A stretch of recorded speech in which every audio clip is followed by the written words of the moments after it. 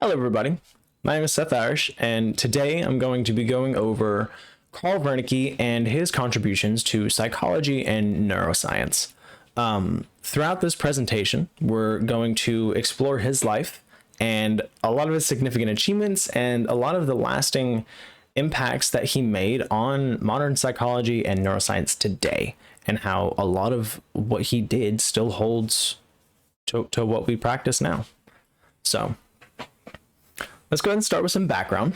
Carl Wernicke was born on May 15th, 1848 in Tarnowski Góry, Poland. Sorry if I mispronounced that. Don't know how to say that properly. This was part Prussia at the time, and he pursued his education past primary school at the University of Breslau. And this is where he really started to become super involved in psychology and neuroscience. His focus was on the brain structure and their functions, and this really set him apart in an era when studies were still developing. Wernicke's dedication to understanding the neuropsychological basis of language and cognition marked a significant leap forward in this field.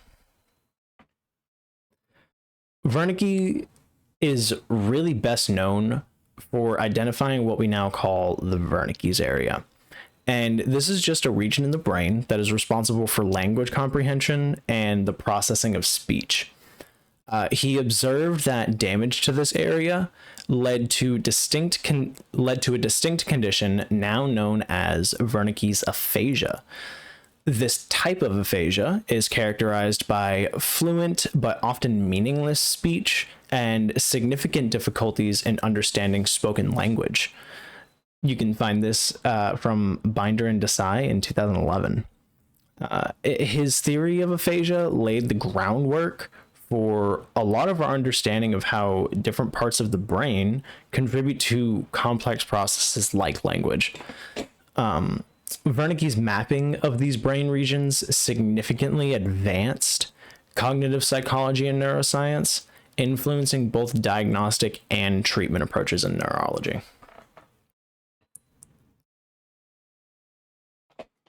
To really fully appreciate Wernicke's contribution, we really need to take a broader look at science in the 19th century itself.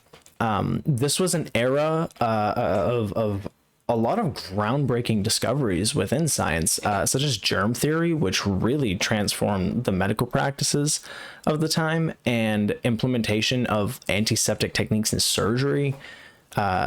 Importantly, the field of psychology was also kind of coming up at this time, transitioning from a purely philosophical domain to a scientific discipline now. The shift towards brain localization, which is really just the area that specific mental functions could be traced to distinct brain regions. It was really supported by advances like the creation of the microscope, which really gave scientists the ability to finally see microstructures, which they've never been able to see before up until this point. Influences such as Darwin's evolutionary theory provided a framework for understanding how complex traits, including brain function, might evolve for specific adaptive purposes. On top of that, Mendel's discoveries in genetics also laid a good foundation for understanding how heredity could impact brain structure and function. Wernicke's work really fit into this zeitgeist, as we're seeing a lot of different studies start to come about. And you really see how he focuses, and his focus on the specific areas of the brain really kind of pushed him forward in this time. So moving on to how his work fits into today's landscape, it's pretty important to note that evolution from brain localization theories to modern understandings that emphasize connectivity and interaction within neural networks. In the 19th century, the brain was thought of as a series of isolated regions with specialized functions. Wernicke's findings were pivotal in framing that earlier view.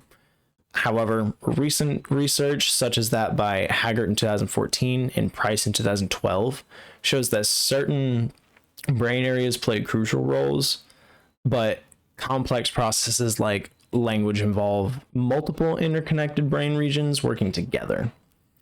This perspective is supported by modern neuroimaging techniques like fMRI and PET scans, which demonstrate that language comprehension and production engage not just Wernicke's area, but broader networks across the brain. Wernicke's emphasis on brain localization paved the way for understanding how localized damage affects specific functions, an idea that has evolved into exploring how the brain adapts through neuroplasticity. Wernicke's foundational work didn't just impact his time. It continues to influence how we think about the brain today. His focus on the brain structure led to deeper exploration of how damage impacts cognitive functions and how the brain compensates. Modern studies on neuroplasticity, such as those by Colvin-Winshaw in 1998 and Sauer et al. In 2006, explore how the brain can reorganize itself to recover functions that were compromised due to this injury.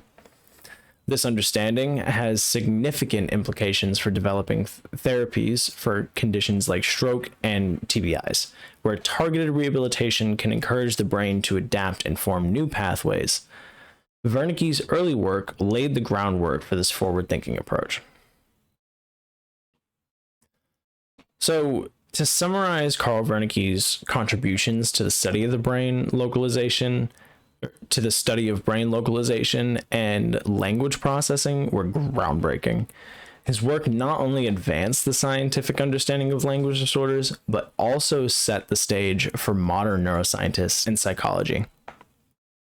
Over time, our understanding has evolved from strict localization to a more dynamic view that considers the entire brain as an interconnected network capable of adaptability. This historical comparison highlights how foundational work can lead to more nuanced, comprehensive models. Finally, here are some key sources that inform this presentation, including foundational studies and modern research reviews that trace the trajectory of brain research from Wernicke's area to today.